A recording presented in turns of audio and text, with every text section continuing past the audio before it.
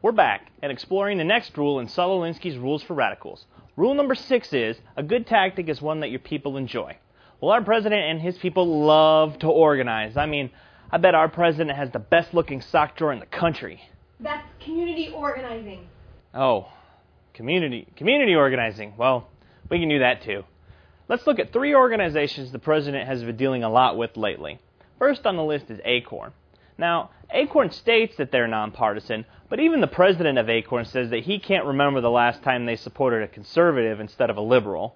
And the newest scandal involving Acorn is that an employee was caught on film by an undercover reporter receiving instructions on how to lie to the IRS and secure housing assistance to run a brothel for women who are 13 young girls from El Salvador. I mean, that's not the kind of community organizing that Americans want or need.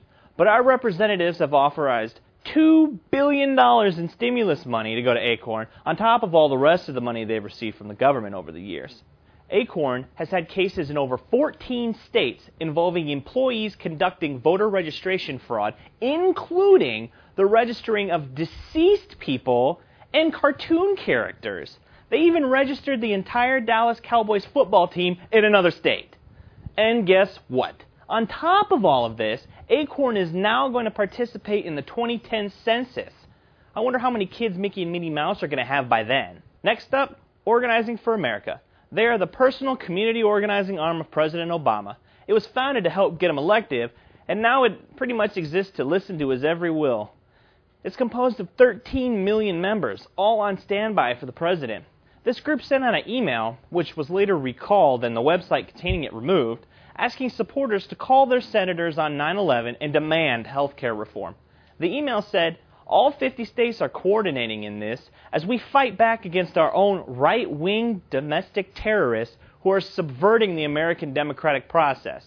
Unfortunately, this was all left uncovered by most of the major media outlets. Finally, we look to AmeriCorps. It was created by Bill Clinton and was later expanded by George Bush. According to a 1998 report from Citizens Against Government Waste, AmeriCorps' operational cost amounted to about $27,000 per volunteer per year. But here's the scary part. The Generations Invigorating Volunteerism and Education Act, I know it's a mouthful, so we'll just call it GIVE, is slated to get over $6 billion over the next 5 years. This would create 175,000 new service opportunities under AmeriCorps and expands the number of sectors that volunteers would be able to, well, volunteer in.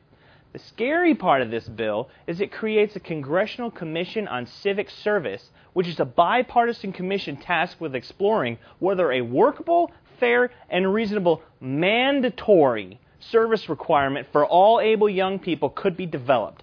I guess that means the word volunteer is going to have to change in the dictionary. Well, is volunteering wrong? No, of course not. Is helping people a bad thing? No way! Should the government be spending billions on these corrupt groups and forcing people to associate with them? What do you think?